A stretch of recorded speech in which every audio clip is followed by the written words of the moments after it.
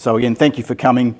I guess today's presentation I'm going to focus a lot on those three key sort of phrases of grow production, build scale and return capital.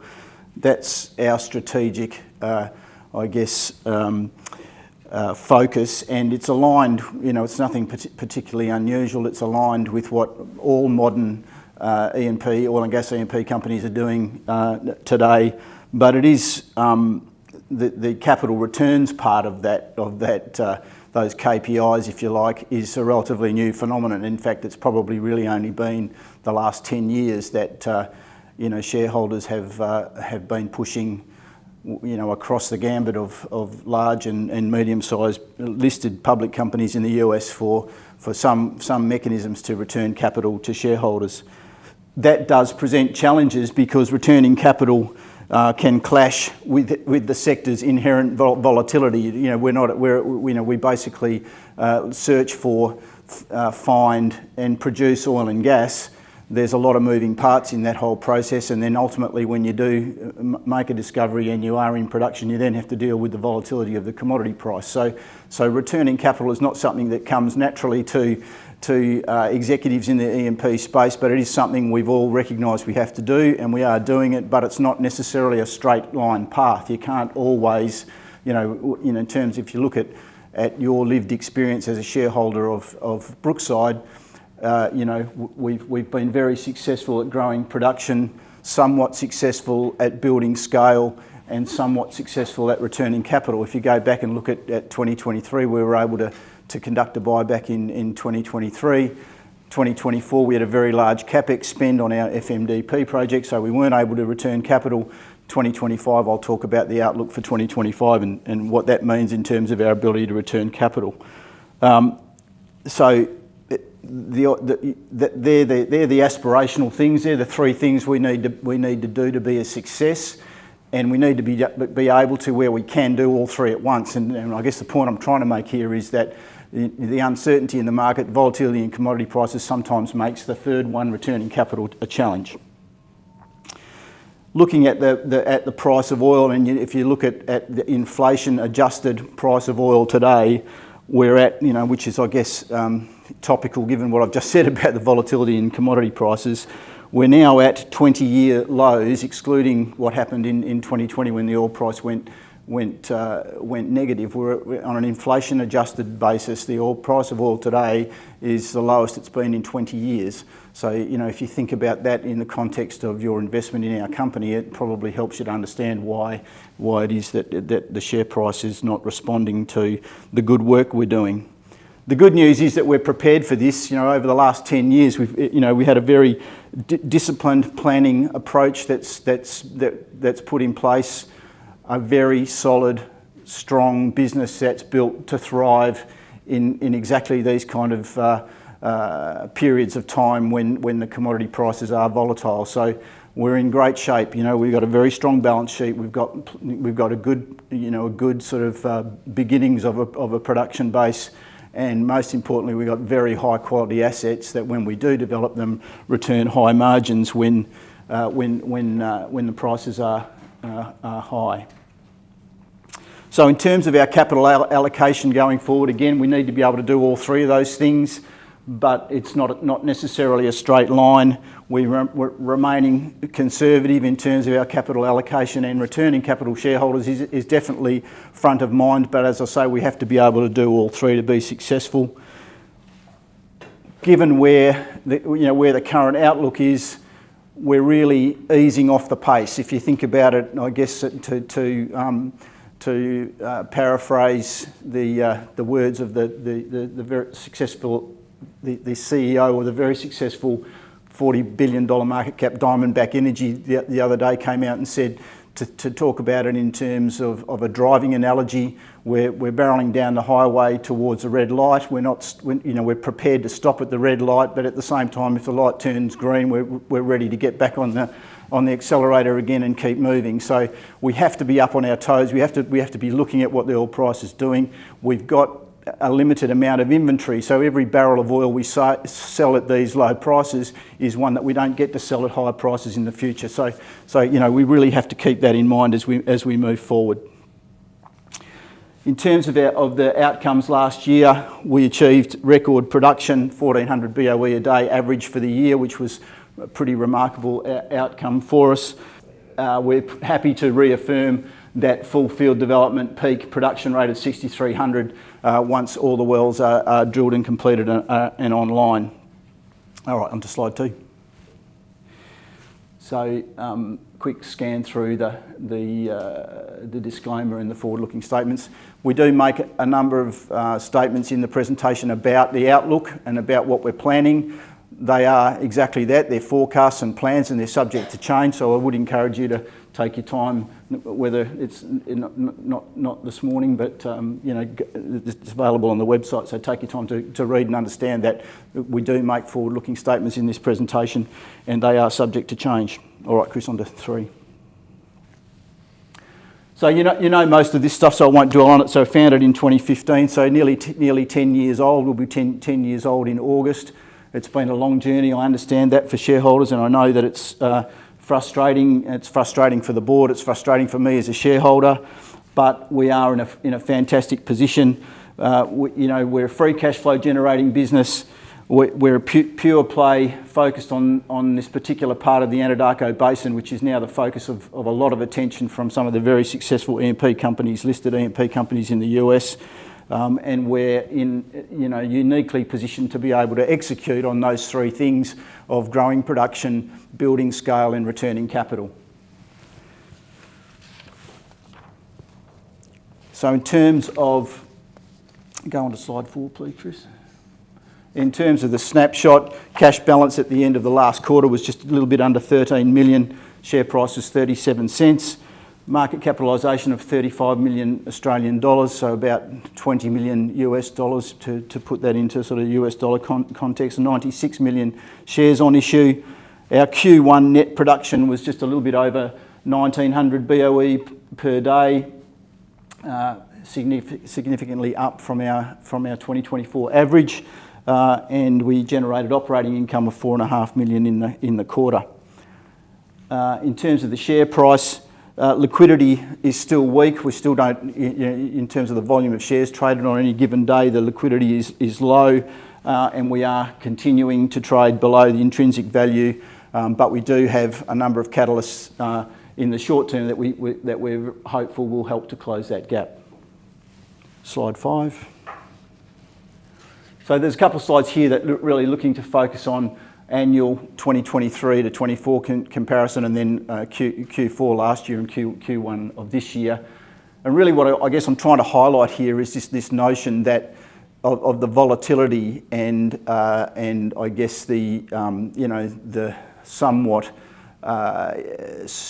I guess wandering path, if you like, in terms of the growth of this business. It's not a straight line. This is not a manufacturing business where we just simply deploy a capex strategy, build a bunch of products and sell them into a market. This is the business is still quite young, and so we have these periods of enormous capex spend, which obviously affects our free cash flow generating capability. And then we move into a period of production where we get peak production. Production then declines naturally as the wells come online. We accumulate cash. We then roll out the next capex. So it's bumpy, right? And that bumpiness means that it makes that sort of that third leg, if you like, of those KPIs difficult to manage, because you're trying to look at your capital allocation decisions and make up your mind about how much cash you can divert to that returning capital in an environment where you've got a lot of variables and the in terms of the financial outcomes, a lot of movement. So in terms of the highlights on that slide, 47 million in revenue in FY 2024.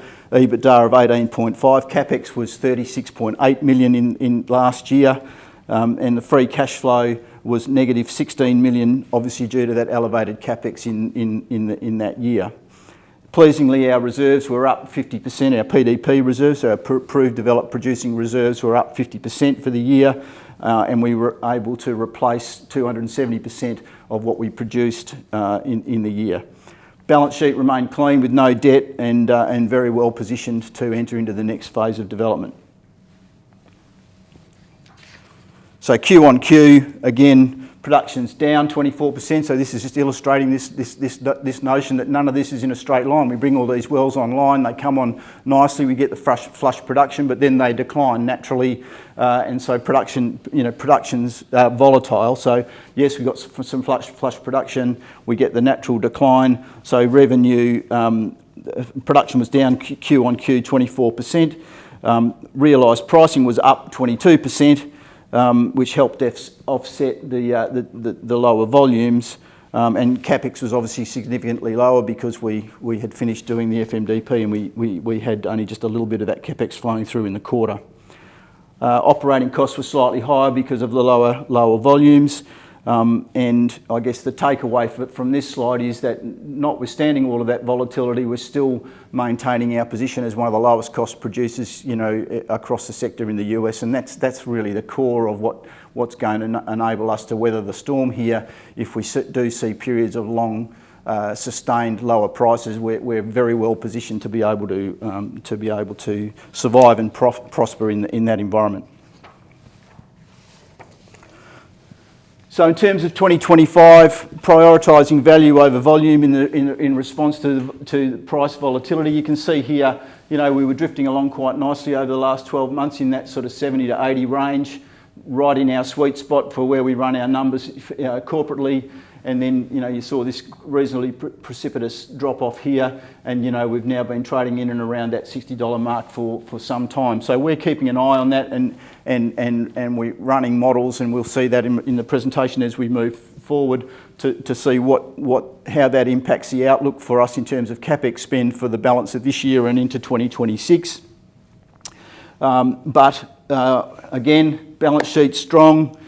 We've got that cost advantage of being in a very, very low cost area that enables us to make a lot of money even at lower prices. We've got the ability to expand our inventory, and we'll talk a little bit more about that in the presentation. So, we're trying to tick these boxes off, right? So grow production year on year. We're positioned ourselves in such a way that we will be able to grow production year on year in 2025. Subject to the results, obviously, from the Bruins well, which is flowing back now. We will be able to build scale by growing our inventory, and so now it's a matter of what we can do for that third KPI, which is the returning capital to shareholders, and the outlook for that is going to be driven by the results of the Bruins well and the outlook for the oil price over the next month or so.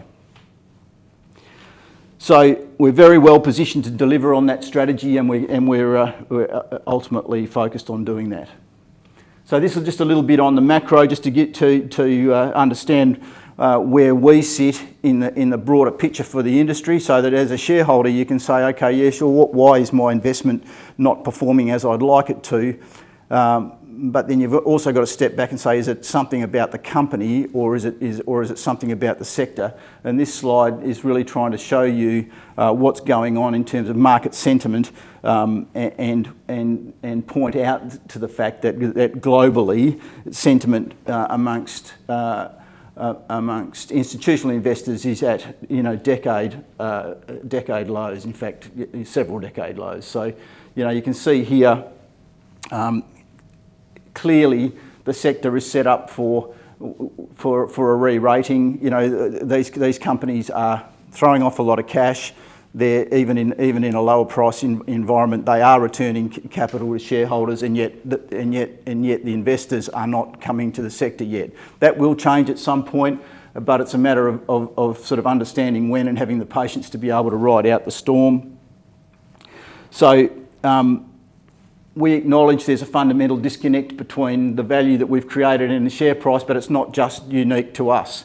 If you have a look at this period here from sort of 2022 through to today, you can see that almost exactly mirrors our share price over that period, and interestingly enough, probably mirrors what the oil price did during that period. So you've got this combination of the commodity price, being at inflation adjusted 20-year lows.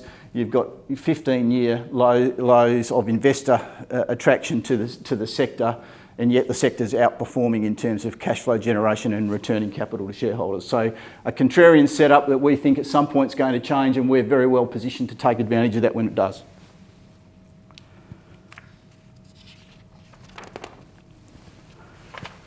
So a little bit about the Anadarko Basin. It continues to draw the attention of interest from the major US E&P companies. You can see there's a snapshot of the people that are active in the Anadarko Basin. Of particular interest is Mac Resources and Validus Energy. They're both companies that have emerged in the last sort of 12 to 18 months as serious players in our particular part of the Anadarko Basin. You can see $2.8 billion worth of M&A deals from Validus Energy there. That's within the area of our AOI in Swish. And then Mac Resources, a very well capitalised Oklahoma City-based company, also moved into the area and acquired a bunch of other people. So a lot of M&A activity going on. The basin is huge. There's lots of upside. Even in our particular area, we're starting to see the emergence of plays within plays, so other zones that are attracting the attention of the likes of Continental and others. So it's got a lot to give, and we're perfectly positioned right in the middle of it. So in terms of of where we are, you guys are all familiar with all of this, I guess. So g'day, Paul. Our flagship Swish project, right in the middle of the Scoop play, which is, and I guess at the southern end of the Scoop play, right in the core of what's now the hottest area in the Anadarko Basin. Something like 7 rigs operating in the area, and plenty of activity, mostly driven by Validus, Mac, and Continental. An interesting stat there, since we started drilling in 2020, we've already produced 2.75 million barrels of oil equivalent from our 8 Swish operated wells. So that's a remarkable thing when you consider where we've come from. We've increased our volumes from a sort of 1,100 BOE in late 2024 to 1,900 for the first quarter of 2025. And we've got the Bruins well successfully put away the frack last week, and we're getting ready to flow that back, and we'll have news out on that shortly. So I guess the takeaways is it remains one of the most prolific and exciting areas in the Anadarko Basin. It's attracting the attention of all of these bigger guys, and we're right in the middle of it and very well positioned to take advantage of it.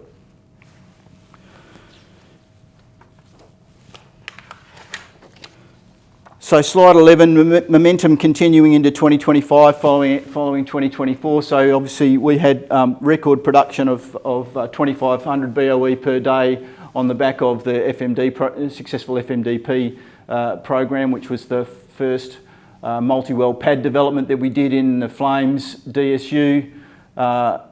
We increased our net reserves 12 to 12.35 million barrels of oil equivalent, reflecting strong development outcomes and obviously strong financials. We're able to participate in the full field development activities of Continental in both the Corbett and the Gapstow, which is immediately south of the Flames, Bruins and Jewel area there. Reported nearly 47 million in revenue, 18.5 million in EBITDA, and ended the year with nearly 20 million in cash.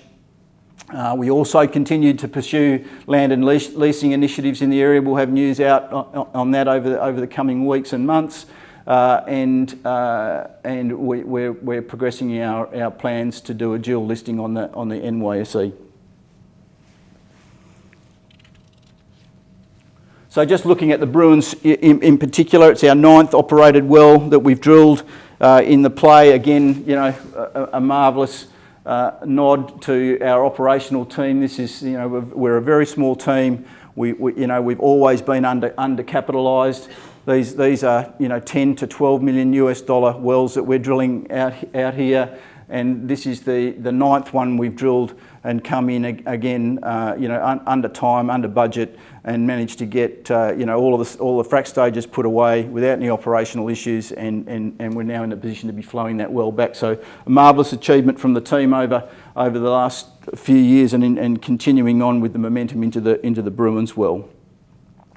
That's a Woodford well, so targeting the Woodford Shale, which is a zone sitting immediately below the Sycamore limestone, and it's a zone that Continental had particular success in this northern part of the Corbett development here with their Woodford well. So we're hopeful that we're going to see some really good performance out of the Bruins over the coming weeks and months.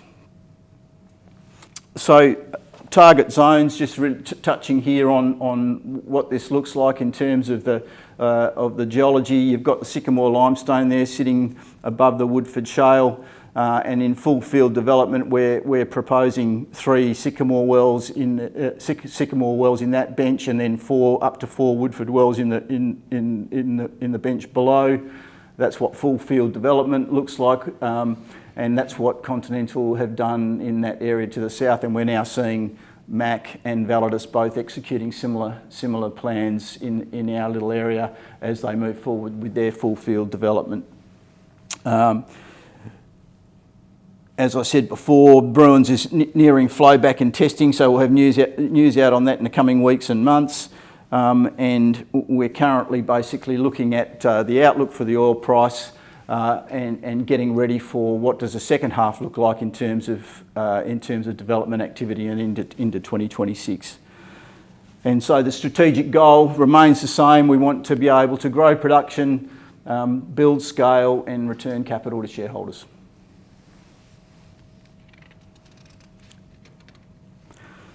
So this is harking back to a slide that we've used in previous presentations, but really showing what growing production means and what that looks like as we roll out the development of the 15 odd PUDs that we've got left to develop in the Swish play area, showing what we did in terms of our annual average production in 2024 from 4 producing wells, and then showing what we're targeting for annual average production for FY 2025. So we'll see a decent jump in annual production from 24 to 25 on the back of those wells. We'll obviously see higher rates than that, spot rates than that during the period, but that's the annual average. And then moving into full field development with all 24 wells down and producing, you can see that forecast target peak of 6,300 barrels of oil equivalent in full field development. But the point I'd like to make here is that it's not a straight line, and you can see that in terms of the production outlook. So as we ramp up this activity into 2026 and beyond, you can see production actually dips in 26. It rises again in 2027, and then we get a big uplift as the momentum increases and we get more wells down, and we get the big uplift into 28 and 29. So it's not a straight line. So, going back to that point about making capital allocation decisions and getting those 3 KPIs, it's very, very difficult to make long-term assessments about how much capital you're going to be able to return to shareholders in any given period when you don't know what the commodity price looks like, and you've got this very jagged production outlook as you roll out your development plan. So what does that mean in terms of the plan going forward? So we've really got 2 scenarios here that we're working through today. When we get to the Q&A at the end of the presentation, I'm happy to sort of take specific questions about this. But I mean, this is basically continuing on with full field development, and you can see there what net capex looks like. We spend 129 odd million in capital drilling out the balance of these wells. That's net to Brookside. You can see our cum free cash. We hit a sort of a maximum draw of about 20 million here in FY 2028. We're back to cash flow positive in 2029, and then we generate about 40 million US per annum in free cash flow from 2029, and another 200 odd million over the balance of the reserve life. So that's a very good news story. But there's a decent capex burden that we've got to undertake, and if we're funding it out of cash flow, not coming back to shareholders to raise additional capital, and using our credit facility conservatively, then the timing of this is really dictated to by commodity prices and the outcomes from the wells, and what the credit facility looks like is how quickly we can unfold this and get to the point where we've got meaningful amounts of cash that we can return to shareholders.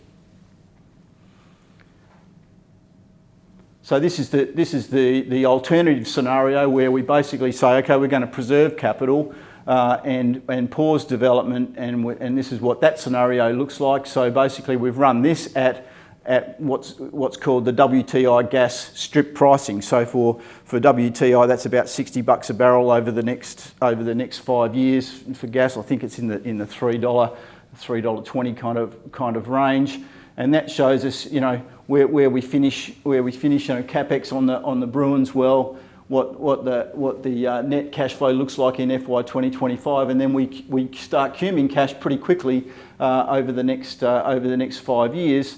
To the extent that we've got almost $20 million US in cash at the end of FY 2026, which is the equivalent of our current market cap. So we throw off a lot of cash quickly in that scenario where we're basically pausing development and keeping our inventory to be developed into higher prices.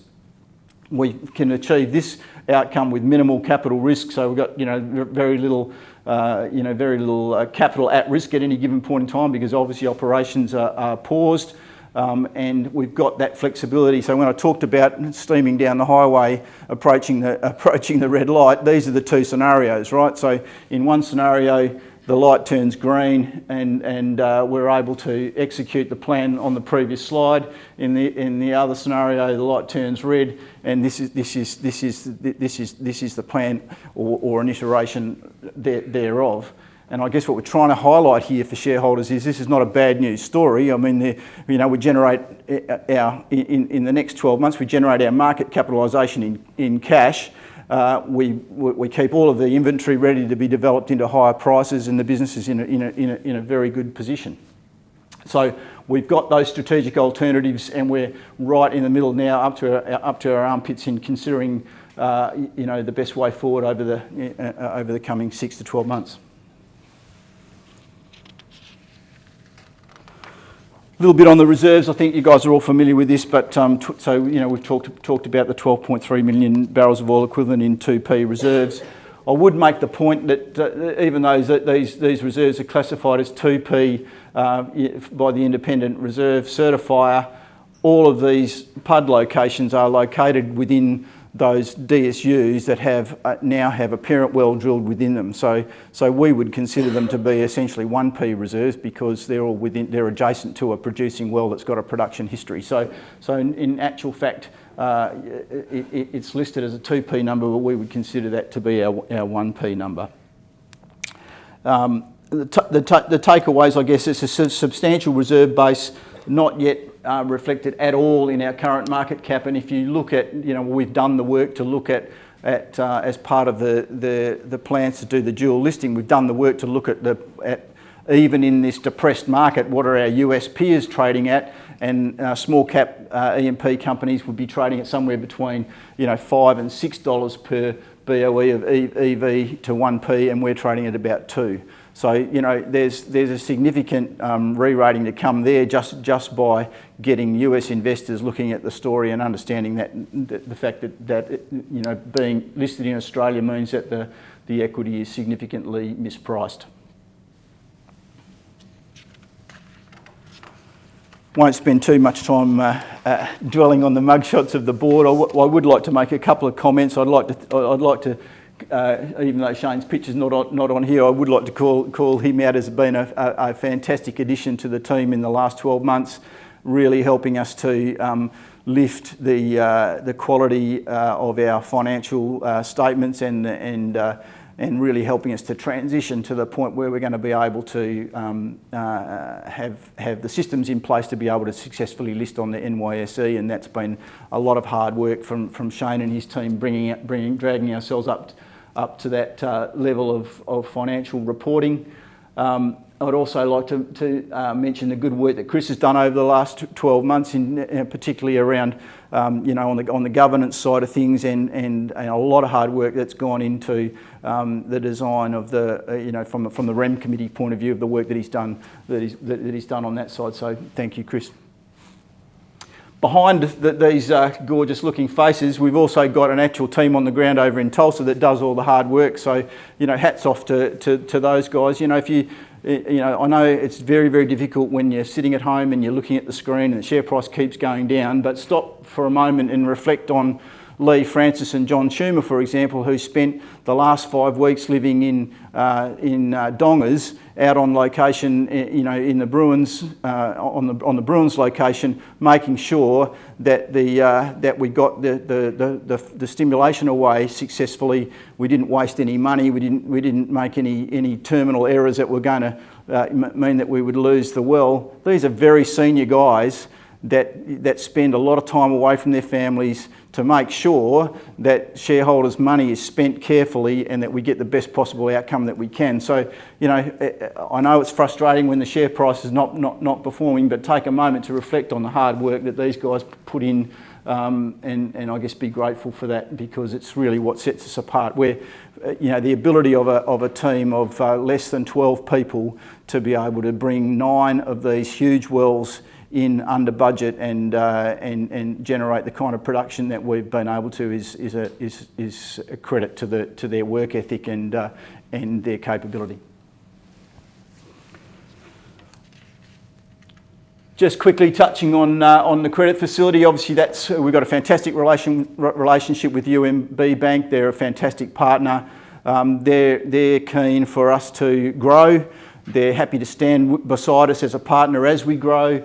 And so, we're constantly looking for opportunities there, if, whether that might be through the acquisition of producing properties or through the utilisation of the credit facility as we ramp up development. So they're standing there ready, the facility's in good order and ready to help when we need it.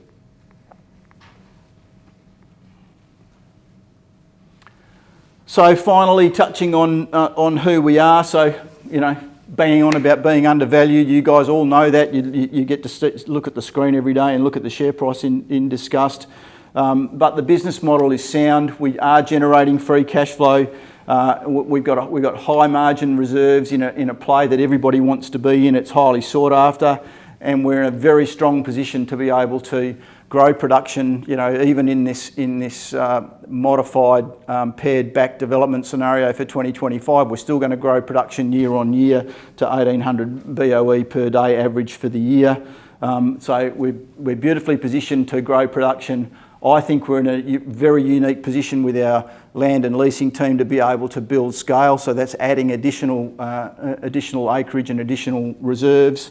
And we've just got to get the last piece of those KPIs, the returning capital part, right. And we're busy working away on that now, mindful of what are the results going to be from the Bruins well, and what does the outlook for oil and gas prices look like in the near future. So we're in a great position to capitalise on whatever the market deals up to us in the next 6 to 12 months. And we're trading at $2 per BOE of 1P reserves, which is remarkable compared to our peers in the US. So we're in a strong position to execute those 3 KPIs. The board is absolutely focused on doing that. We understand shareholders are frustrated with the share price. As I said at the beginning, we're frustrated about it as well.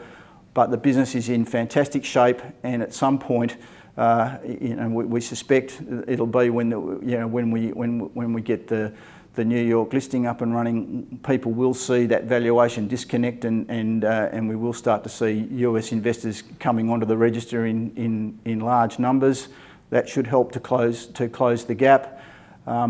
but fundamentally the punchline is that those three KPIs are foremost in our thinking, and being able to execute on all three of those things is something that we are laser focused on.